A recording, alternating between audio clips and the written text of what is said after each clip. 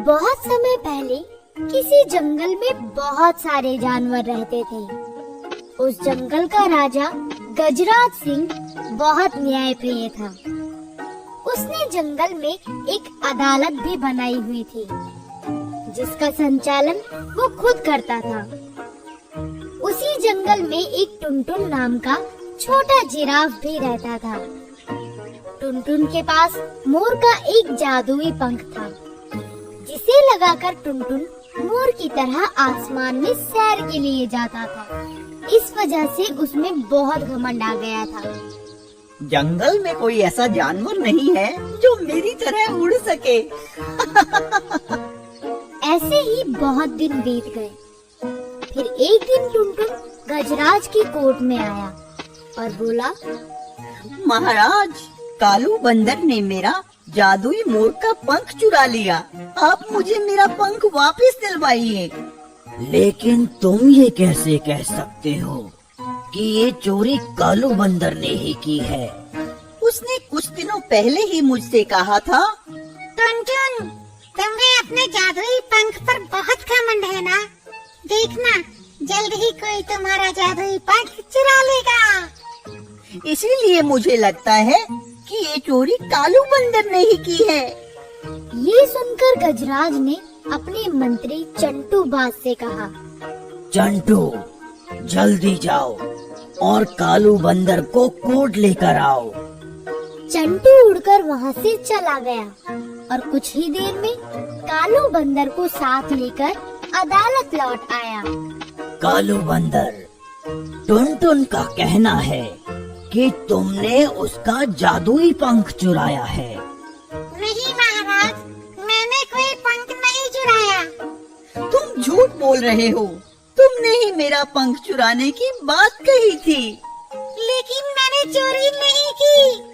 उनकी बातें सुनकर गजराज ने उन्हें रोकते हुए कहा, ऐसा लगता है तुम दोनों अपनी अपनी जगह सही हो, इसीलिए कोर्ट की तरफ से तुम दोनों को एक एक वकील दिया जाएगा, जो तुम दोनों की तरफ से ये मुकदमा लड़ेगा। बुद्धि राजा भालू, तुम कालू बंदर की तरफ से, और चमकू लोमड़ी, तुम टुनटुन जिराफ की तरफ से ये मुकदमा लड़ोगी। अगले दिन से मुकदमा शुरू हुआ। चमकू लोमड़ी, पहले तुम शुरू करो। चमकू लोमड़ी आगे आई और उसने अपना पक्ष कोर्ट के सामने रखा। महाराज, बहुत समय पहले मेरे क्लाइंट ने एक मोर की मदद की थी, जिससे खुश होकर उस मोर ने मेरे क्लाइंट को अपना एक पंख दिया था। वो कोई आम पंख नहीं था, वो एक जादुई पंख था। इसके इस्तेमाल से कोई भी जानवर पक्षी के जैसे उड़ सकता था। इसीलिए सभी जानवर मेरे क्लाइंट से जलते थे और इसी जलन के कारण कालू बंदर ने मेरे क्लाइंट का वो पंख चुरा लिया। इस पर बुद्धि राजा भालू सामने आया और बोला, महाराज, चमकू लोमड़ी सही कह रही है। उस पंख की वजह से जंगल के सभी जानवर टुनटुन जिराफ से जलते थे। इसलिए सिर्फ मेरे क्लाइंट पर शक करना गलत है। सिर्फ शक नहीं, तुम्हारे क्लाइंट ने मेरे क्लाइंट को धमकी दी थी कि जल्दी ही वो पंख चोरी हो जाएगा। तो अगर मेरा क्लाइंट कहे कि महाराज पतले हो जाएं, तो क्या महाराज पतले हो जाएंगे? महाराज मोटे हो या पतले हो, हमें उससे क्या मतलब। तुम हमें हमारा जादुई पंख वापस दो। हमारे पास कोई जादुई पंख नहीं है। खामोश, ये बहस करना बंद करो और किसी के पास कोई गवाह या सबूत हो तो पेश करो। ये सुनकर बुद्धि राजा भालू सामने आया।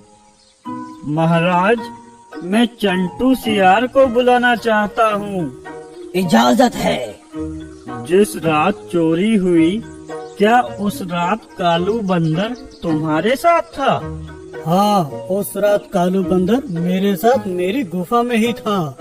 ये सुनकर बुद्धि राजा पीछे हट गया और फिर चंपू लोमड़ी आई और चंटू से सवाल जवाब करने लगी। चिंटू सियार, अभी तुमने ये गवाही दी कि चोरी की रात कालू बंदर तुम्हारे साथ था, लेकिन क्या कोई तुम्हारे लिए ये गवाही दे सकता है कि तुम उस रात अपनी गुफा में ही थे? नहीं, लेकिन मैं अपनी गुफा में ही था। ये देखकर बुद्धि राजा समझ गया कि चंपू को हराना आसान नहीं है। उसने महाराज से कहा, महाराज, मुझे और गवाह पेश करने के लिए कुछ समय चाहिए। ठीक है, इस मुकदमे की कार्यवाही हम 2 दिन बाद करेंगे। गजराज के ऐसा कहने पर सभी वहाँ से चले गए। टुनटुन जिराफ जादुई पंख से दूर होकर बहुत दुखी था, इसीलिए उसने चंपू लोमड़ी से कहा, चंपू, मुझे मेरा पंख वापस चाहिए। तुम बेशक झूठ बोलो या जो मर्जी करो, पर मुझे मेरा पंख चाहिए। टुनटुन के ऐसा कहने पर चंपू ने कुछ नकली गवाह और सबूत इकट्ठे किए और 2 दिन बाद गजराज के सामने एक एक कर उन सभी गवाहों और सबूतों को पेश कर दिया। महाराज, मैंने कालू बंदर को टुनटुन की गुफा से वो पंख लेकर निकलते देखा था। सर, कालू बंदर जादुई पंख लगाकर आसमान में मेरे साथ उड़ रहा था। योर ऑनर, टुनटुन की गुफा से हमें कालू बंदर की पूंछ के बाल मिले हैं। सभी गवाहों और सबूतों को सुनकर गजराज ने कालू बंदर से कहा, कालू बंदर, क्या तुम्हारे पास अपनी बेगुनाही साबित करने का कोई गवाह या सबूत है? नहीं महाराज, मेरे पास कोई गवाह नहीं है। फिर तो मुझे फैसला सुनाना पड़ेगा। लेकिन मैंने चोरी नहीं की। बोलने का समय खत्म हो चुका है कालू बंदर, अब फैसला सुनाने का समय है और सभी गवाहों और सबूतों को ध्यान में रखते हुए मैं ये फैसला सुनाता हूँ कि तभी उन्हें एक आवाज आई।